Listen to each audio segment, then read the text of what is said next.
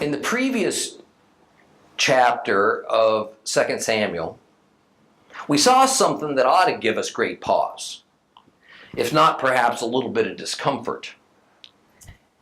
It is that although David was forgiven as an act of grace by Jehovah God of Israel, and although the Lord again showed David favor, neither he nor his family nor his government administration ever fully recovered from the immorality of the David and Bathsheba affair. It had permanently damaged David and the kingdom. And as we follow the progress of David, we are going to see a steadily weakening man, brought low by the burden of all the continuous succession of heartbreaks and calamities that were laid upon him at the very hand of the one who had forgiven him. David well understood that the source of his troubles was his own sin, and also the judgment of God, who has no choice in his perfect holiness but to let David feel the sting of rebuke and of divine justice. Why ought we pay such close attention to this bit of tragic history? It's certainly not so that we can show proper Christian sympathy, understanding towards David's troubles. Rather, it's that we need to wake up. We need to understand that the way the Lord treated David is the pattern after which we're all going to be treated. How many people who have sincerely prayed that sinner's prayer, faithfully gone to church on countless Sundays, happily placed 10% of their income into that silver offering plate, how many of those have dejectedly walked away from God because they experienced his harsh hand upon them in response to their sin? And this is because of a horribly misguided doctrine that's been taught by church leadership, whose goal is to make God seem more attractive in hopes that more of the lost world will walk through their doors. And often, as a result of that doctrine, those who feel God's severity feel betrayed. That this implied promise of immunity from the earthly repercussions of their rebellion, all this turned out to be a false expectation. The Holy Scriptures, Old and New Testaments, testify in harmony that sin will be and must be responded to by the Lord, or he's not a just God. And because Jehovah is a just God, sin will, and it is, responded to on two levels, spiritually and earthly. And so, because all sin is first and worst, a trespass against the Lord, a spiritual payment is due to him. And that spiritual payment has been made for those who trust in the one who made it, Yeshua HaMashiach, Jesus the Christ. But that earthly penalty, that one's also due, depending on the nature of the sin. Sometimes the payment is through the justice system of human governments, which, by the way, God created and ordained, is an authorized means to carry out justice. Other times it is payment directly caused by God, and we're going to see especially that happen in David's life, because as a king, he was beyond the reach of human government. Now, if it makes you feel a little bit better to define God's actions against you for your sinning as discipline, go ahead and be my guest. But you know, if that's going to be your decision, then assign that word, that same term, to all these horrors that we're going to see visited upon David's family. Because what is befalling David is of the same nature, the same intent as what befalls us when we consciously choose to defy our God and his commandments, and then we trespass upon his holy nature. 2 Samuel chapter 13 follows the chapter wherein Jehovah pronounced his judgment upon David that the sword was never going to leave his household. This means that divinely ordained treachery, violence, and death would play out for generations to come among David's closest descendants. What we are about to read now and dissect is sometimes called Amnon's incest. The perverted behavior and the immorality depicted in this chapter has been somewhat watered down, especially in the English translations of the original Hebrew manuscripts. And as we get into it, it's going to become obvious as to why that happened. So I want to give you a caution. Just as modern day films require a rating system, a warning that the contents may not be suitable for all audiences, I want you to be aware that the contents of this chapter might be offensive, maybe a little disturbing to some of you and it may be a bit intense for younger children. I can't possibly know who among you has special sensitivities to sexual violence and violation, nor can I know whether your children are properly prepared or mature enough so that when they hear what happens, they can handle it. That's going to be up to you. I just want you to know what's coming so you can make that decision. I'm going to do my best. I'm going to try to keep the words discreet. I'm not going to be overly graphic. On the other hand, this is God's word. I can't just bypass it. I can't go around the difficult parts.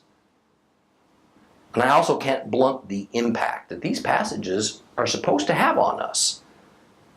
So with that, open up your Bibles to 2 Samuel chapter 13. That's page 346 if you have a complete Jewish Bible.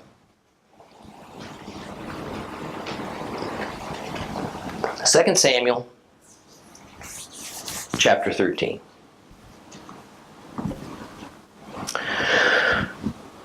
Now Avshalom, the son of David, had a beautiful sister named Tamar.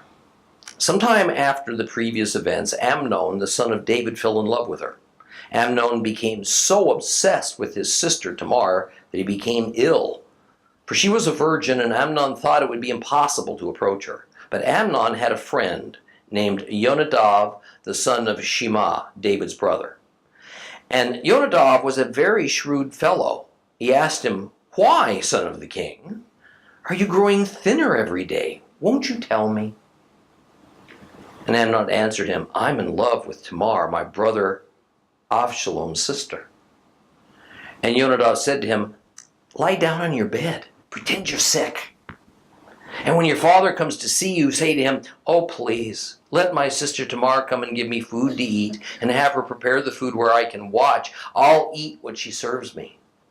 So Amnon lay down and pretended that he was sick.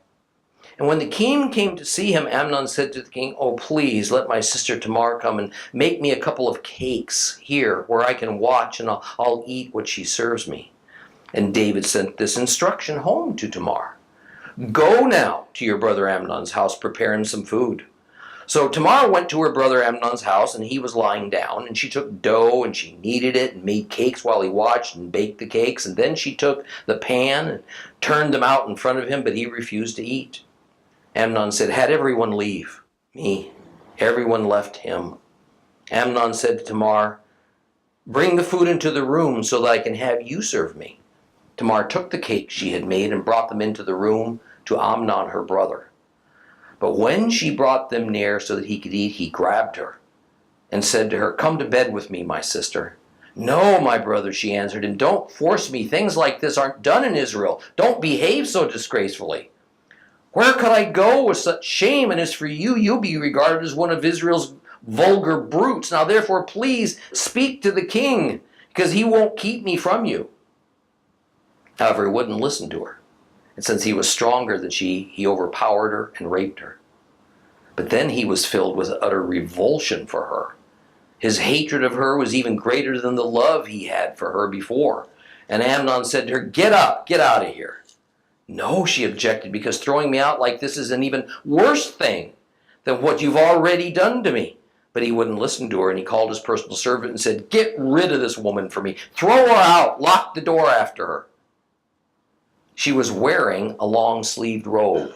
This was how they used to dress the king's daughters who were virgins. His servant took her out, locked the door after her, and Tamar put ashes on her head and tore her long-sleeved robe that she was wearing, laid her hand on her head, and went off, crying aloud as she went.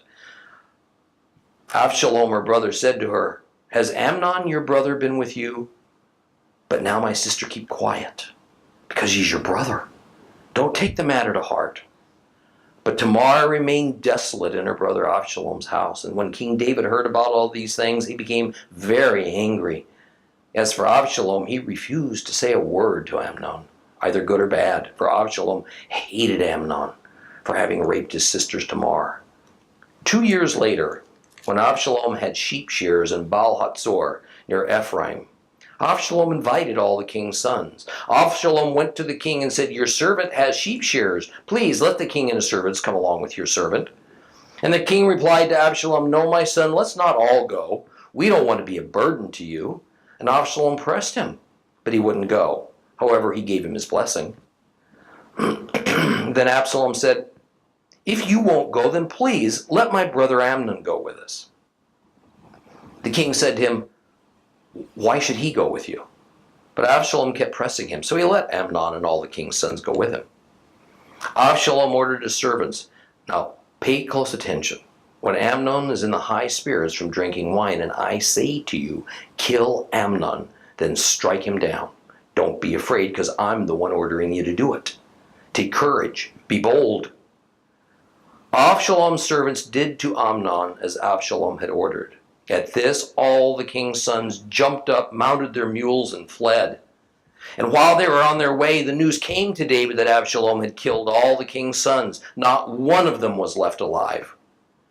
The king got up and tore his clothes and lay on the ground, while all his servants stood by with their clothes torn too. But then Yonadav, the son of Shema, David's brother, spoke up. He said, "My lord shouldn't think they have killed all the young men, the king's sons. Only Amnon is dead, for Avshalom has meant to do this ever since the day he raped his sister Tamar.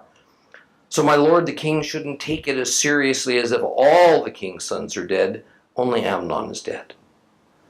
However, Avshalom took flight. The young man keeping watch looked up and saw many people coming along the road behind him on the hillside. Yonadav said to the king, "Here, the king's sons have come. It's just as your servant said." The moment he finished speaking, the king's sons came and cried out and wept. And the king too, with all his servants, cried out in great pain. Avshalom fled and went to Talmai, the son of Ammihud, the king of Geshur. David mourned for his son every day. So Avshalom fled and went to Geshur and stayed there 3 years. But as King David became reconciled to the death of his son Amnon, he was increasingly filled with a longing to see Avshalom.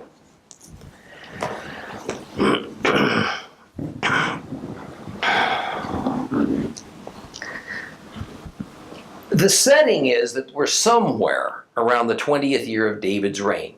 A little later than that, perhaps not any earlier. Amnon's sin is but the beginning of this long series of domestic troubles, even coup attempts in David's household. Now, David had become self-indulgent, therefore also indulgent of his children. He had given them a bad example in many areas of life. Most of them, weren't around in his glory days of such admirable faith and trust in the Lord that led to his assumption of the throne. So it was the less desirable characteristics of their father that they mostly witnessed. And of course, they picked up on it as but the rights of privileged royalty. Now, I've stated on numerous occasions that while so many Bible stories seem to come to us out of left field, so to speak, but in fact there was usually a logical context to why the characters chose to act as they did, and that their behavior and their motivations weren't much different than what drives us in our time. Bible scholars, as well as the ancient sages, reasonably conjecture that the background for what we see happening with Amnon, Tamar, and Absalom revolved around competition for succession to the king's throne. This was no small matter. It was a deadly serious game because the rewards of success were enormous. And since David had so many children by so many wives, the number of competitors wrestling for position was huge. Amnon was David's firstborn. He was the son of David's wife, Ahinoam, who we read about back in chapter 3. And it seems that Absalom was generally considered as second in line behind Amnon to be king when David died. Absalom's position as second in line came about not as a result of being the second born, he probably wasn't, but because not only was he the legitimate son of King David, he was also the grandson of another king on his mother's side, who was the king of Geshur. Both sides of his family were royalty. Sadly, their mutual sister Tamar played the role of a political pawn in both Amnon's and Absalom's ruthless designs to position themselves to be the next king of Israel. Now, verse 1 informs us that Absalom had a very beautiful sister named Tamar. Their mother was Maacah, daughter of the king of Geshur. And although the scriptures infer that the two were indeed brother and sister in the same way we'd all think of that, some of the ancient sages, and then later the rabbis, said that they had different mothers. Now, I want to get this out of the way up front by explaining their reasoning for their conclusions, because the relationship between Absalom and Tamar is central to this story. Now, I've spoken before of the exaggerated, carnal, and even completely contrary teachings of the rabbis about David and about his life story, as compared to the generally plainly worded text of the Bible. And the reason for this is that David is seen by Judaism as virtually sinless, very nearly the same way as Christians view Christ. And he's viewed almost as the first appearance of the Messiah. So no matter what Scripture may say, David is defended and meanings are violently twisted to make things turn out in his favor. So while verse 1 implies nothing other than Absalom and Tamar being brother and sister in every biological sense, some rabbis go to great length to claim that they weren't. Rather, they say that although they, along with Amnon, had a common father, David, 3 separate mothers were involved. So each was a step-sibling to the other. Another opinion by the Rabbi Mahari Kara admits that Absalom and Tamar had the same mother, Maacah, but that Tamar wasn't really David's daughter. Rather, she even had a different father. Now, the goal of all of this Judaistic gerrymandering of relationships among Amnon, Absalom, and Tamar is to reduce the blame on David to effectively 0. To make it that Amnon and Tamar could have legally married, so that the crime was far less significant than what it might seem. In other words, if Tamar had an entirely different set of parents than Amnon, well, then there was no incest. Not at all. And their marriage would have solved any legal issues that this grisly scene would have caused. In my view, none of these views are credible. They're just fanciful imaginings of those whose number one goal is to protect the doctrines of Judaism in the synagogue. And before, by the way, anybody thinks this is some kind of rant against either of those, I want to state that our beloved church has done the same sorts of things for at least 1,800 years. There's plenty of guilt and responsibility to go around, trust me. So it's going to be my position throughout that Absalom and Tamar are full brother and sister, and Amnon is their half-brother, all having David as their common biological father, just as the texts say. Well, with the relationship established, let's move on.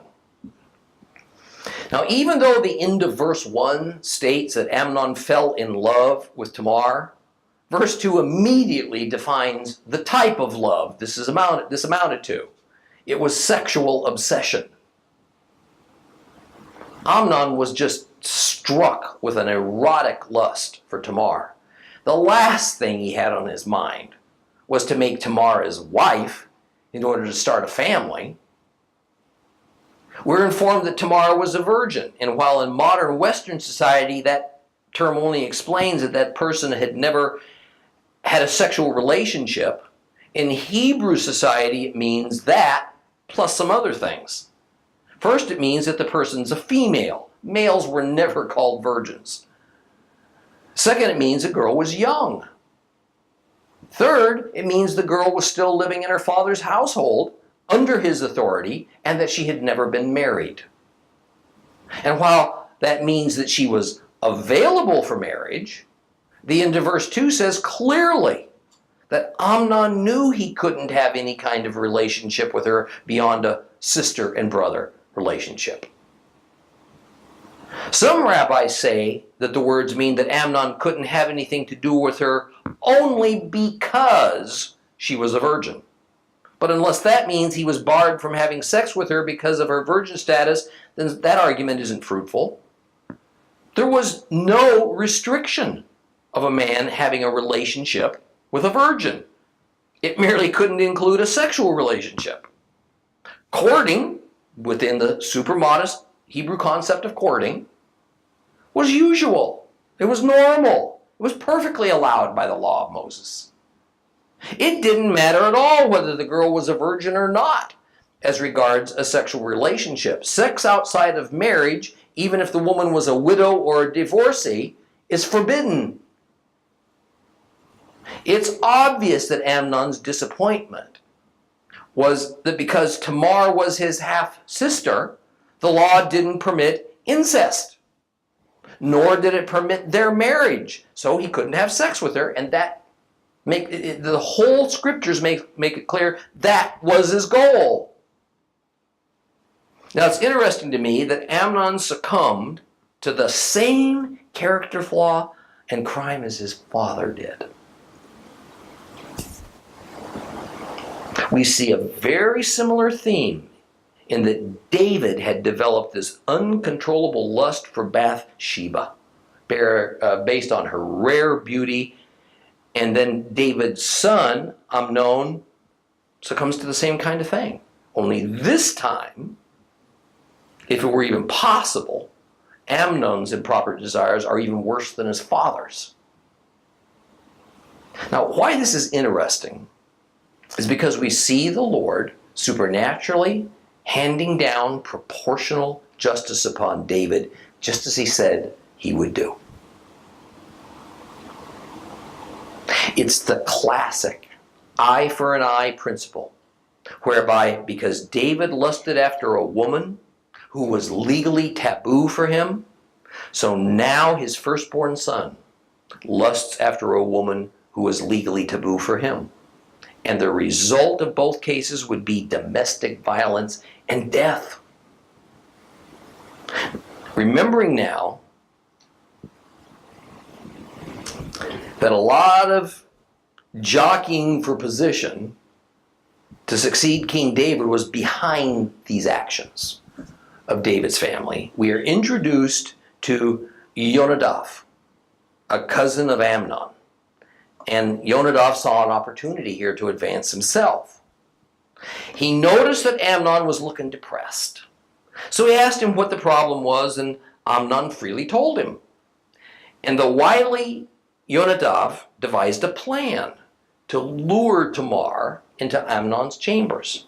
The plan was that Amnon was to get into his bed and pretend he was sick. And David would do his fatherly duty by coming to visit Amnon. And then Amnon, looking pitiful and half dead, well, he'd tell his father, Dad, maybe if my half-sister Tamar came by to fix me some food, I might find the strength to eat it and feel better. Yeah, that'd do it. And since at that time in particular it was a woman's job to fix food, attend to men, and be a comforter, David agreed. And while Amnon was indeed pretending to be physically ill, there's no doubt that he was sincerely lovesick, or better, overcome with lust, and genuinely in distress, no matter how self-centered the cause was. He would lie awake all night thinking about her and thus look haggard in the morning. The Jewish scholar Shimon Bar Ephrat says that when spoken out loud, Amnon's deepest emotions are revealed in the words he chose to use, to beg his father for his sister to come to him, because the words are arranged in such a way as to sound like this series of deep, heavy, forlorn sighs. I'll do my best with this. In English, it says, in 2 Samuel 13:5, please let my sister Tamar come and give me food to eat and have her prepare the food where I can watch. I'll eat what she serves me. But in Hebrew, it sounds like this. Et Tamar ahot avi ai ani ohev. I mean, it's just very dramatic, very melancholy. Oh, I'm dying over here. Now, certainly the words were arranged and spoken in a dramatic way so as to bring David nearly to tears in sympathy for this greatly depressed son. I mean, what father could deny his son something as simple as having his own sister come and prepare him some food to eat, maybe lift his spirits? So David sends word to Tamar that she's to go to her ill brother and prepare him some food. And in verse 8, she complied.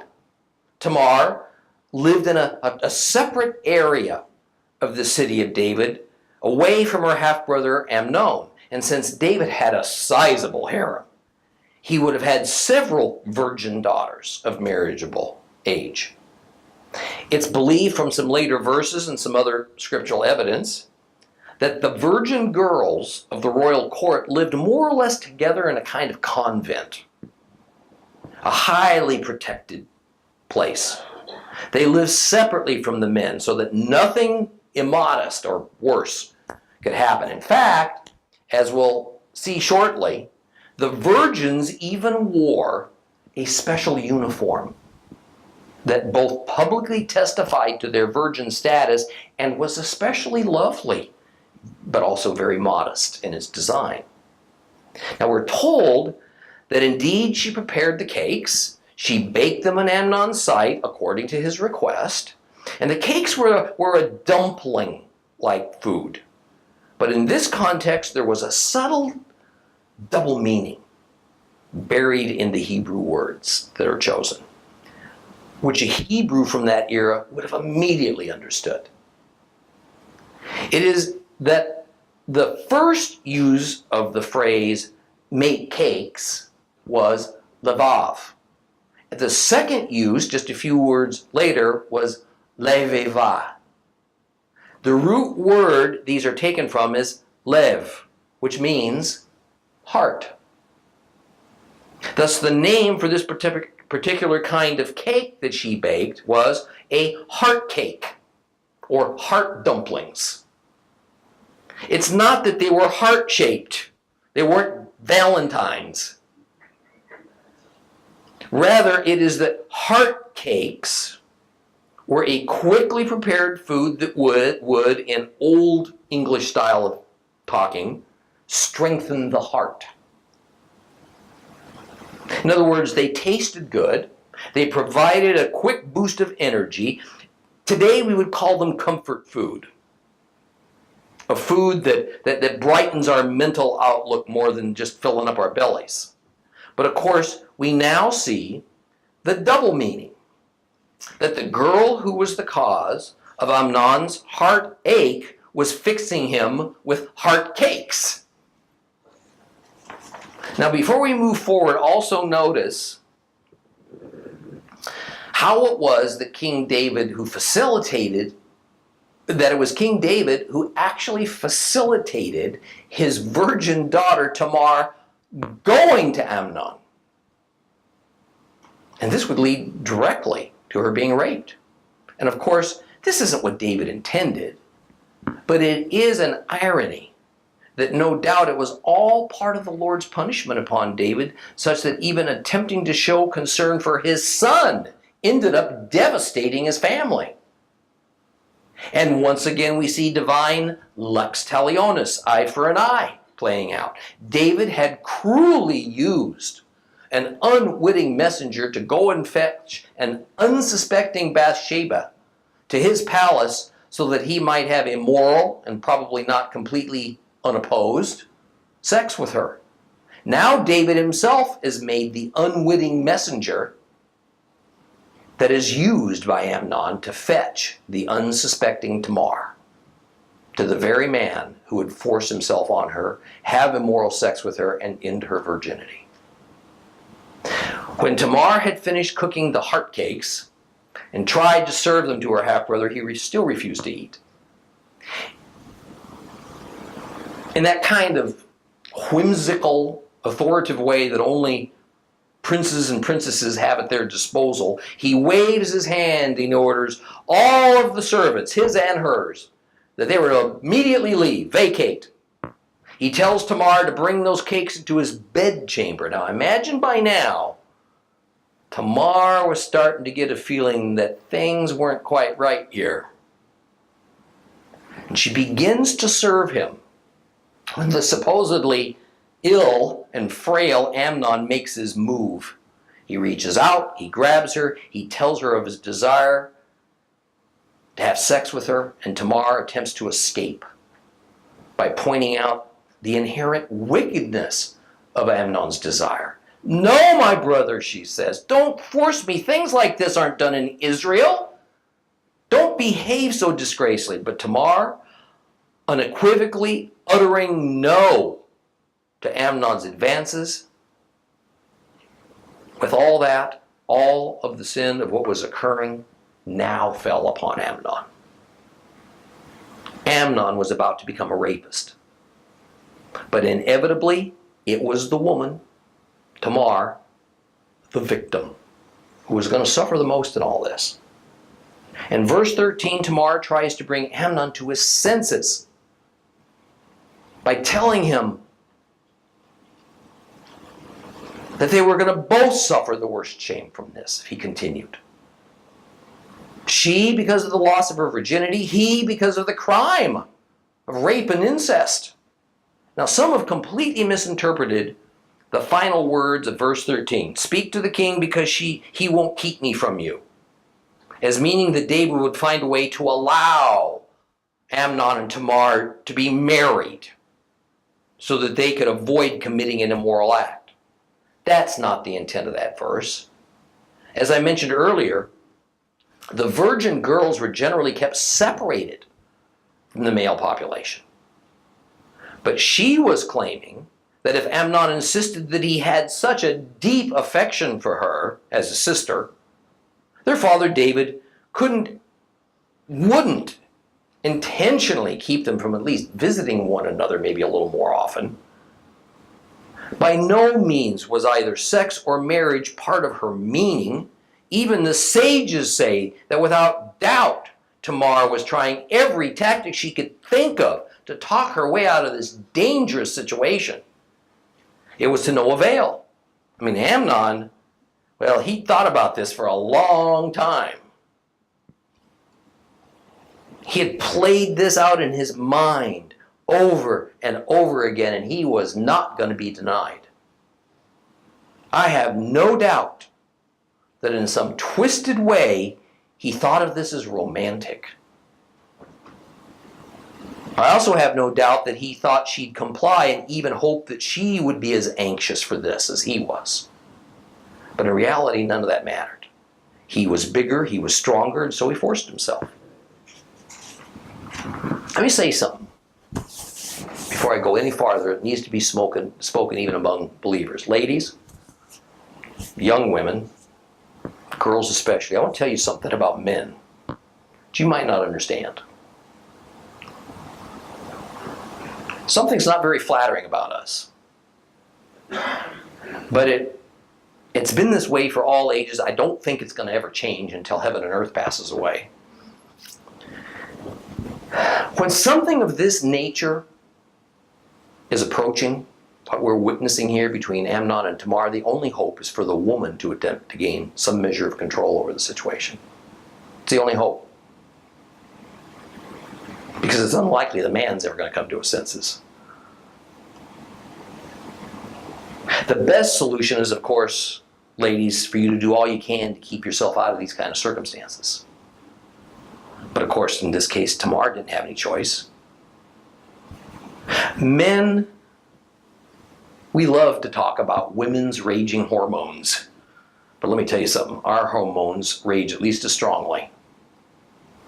And ours are the more problematic. Yours can be very frustrating to us. Ours can be downright criminal. Because we have a real easy way of just shoving right and wrong right off to the side. And the younger we are, the worse it is. Once Amnon had all these circumstances in his favor, it was like a lion herding an exhausted and frantic gazelle into a box canyon. The lion hadn't gone through all this trouble just to let the gazelle go now. By no means do I want to make light of what was happening, but ladies, at the moments of these intense sexual encounters, it's you who are the only ones who have any semblance of a working brain function.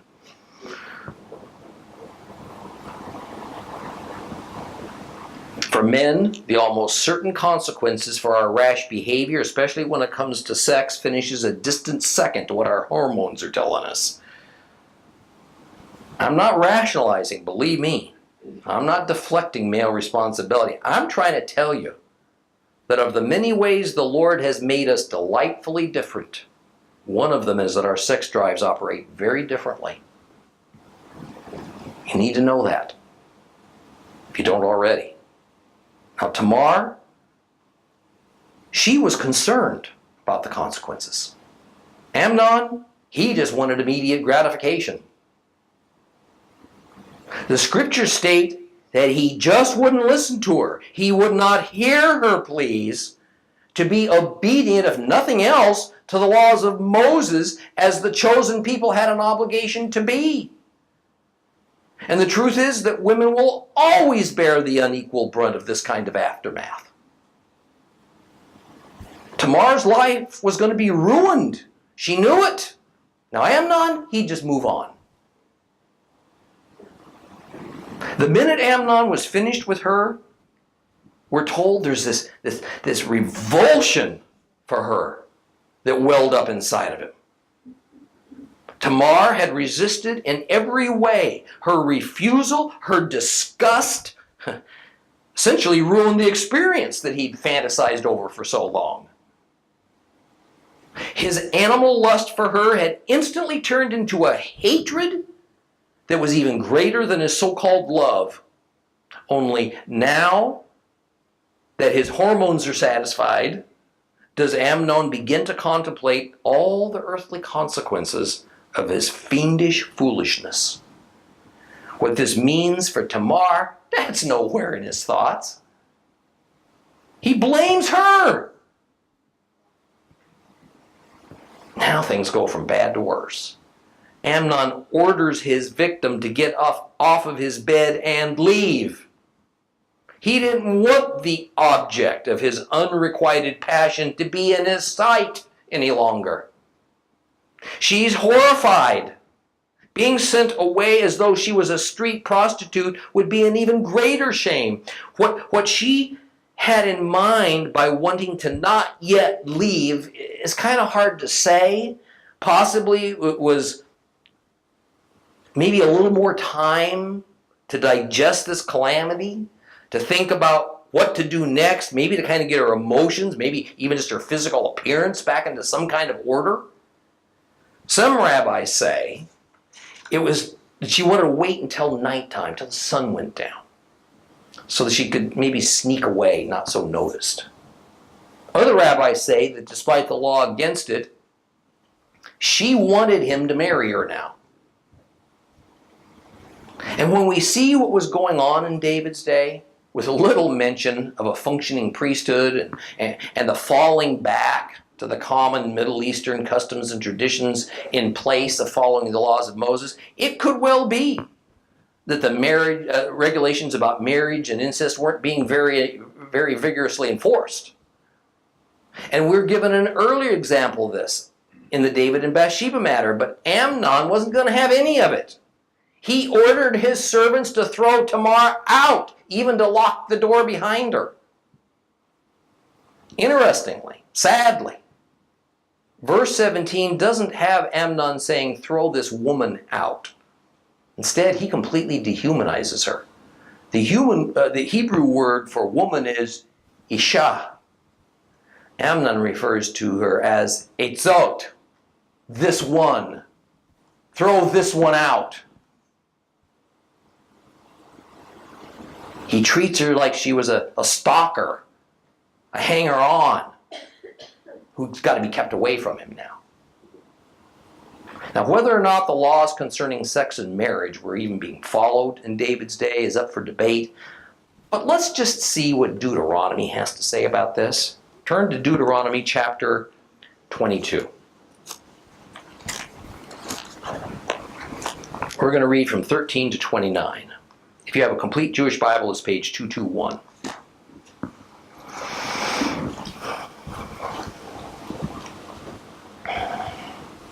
Starting at verse 13. If a man marries a woman and has sexual relations with her, and then having come to dislike her, brings false charges against her and defames her character by saying, I married this woman, but when I had intercourse with her, I did not find evidence that she was a virgin, then the girl's father and mother are to take the evidence of the girl's virginity to the leaders of the town at the gate. The girl's father will say to the leaders, I let my daughter marry this man, but now he hates her. So he's brought false charges that he didn't find evidence of her virginity, yet here is the evidence of my daughter's virginity, and they will lay the cloth before the town leaders. The leaders of that town are to take that man and punish him, fine him 2.5 pounds of silver shekels, which they will then give to the girl's father, because he has publicly defamed a virgin of Israel. She will remain his wife, and he is forbidden from divorcing her as long as he lives. But if the charge is substantiated, that the evidence for the girl's virginity could not be found, then they are to lead the girl to the door of her father's house, and the men of her own town will stone her to death, because she has committed in Israel the disgraceful act of being a prostitute while still in her father's house. In this way you'll put an end to such wickedness among you. If a man is found sleeping with a woman who has a husband, both of them must die. The man who went to bed with the woman, and the woman too. In this way, you'll expel such wickedness from Israel. If a girl who is a virgin is engaged to a man and another man comes upon her in town and has sexual relations with her, you are to bring them both out to the gate of the city and stone them to death. Because the girl didn't cry out for help there in the city, and the man because he humiliated his neighbor's wife. In this way, you will put an end to such wickedness among you. But if a man comes upon the engaged girl out in the countryside, and the man grabs her and has sexual relations with her, then only the man with her who had intercourse with her is to die. You will do nothing to the girl, because she's done nothing deserving of death. The situation is like the case of the man who attacks his neighbor and kills him. For he found her in the countryside, and the engaged girl cried out, but there was no one to save her. If a man comes upon a girl who's a virgin but who is not engaged and he grabs her and has sexual relations with her and they're caught in the act, then the man who had intercourse with her must give to the girl's father 1.25 pounds of silver shekels, and she will become his wife because he humiliated her. He may not divorce her as long as he lives. Notice that in reality, the penalty for a man in this situation is primarily financial. For the woman, the loss of her virginity is a lifelong calamity. In fact, under certain circumstances, it can lead to her execution. No man wanted to marry a girl who wasn't a virgin unless she was a widow, perhaps, or a divorcee. Now, literally, a typical Jewish girl's financial worth to her family became almost zero if she were unmarried but not a virgin. Tamar is in a classic catch-22. By no fault of her own, she's no longer pure. The incest laws of Leviticus 18, verses 6 through 12 says that under no circumstances can she marry her half-brother. And that was the situation. On the other hand, now she can't marry anybody else.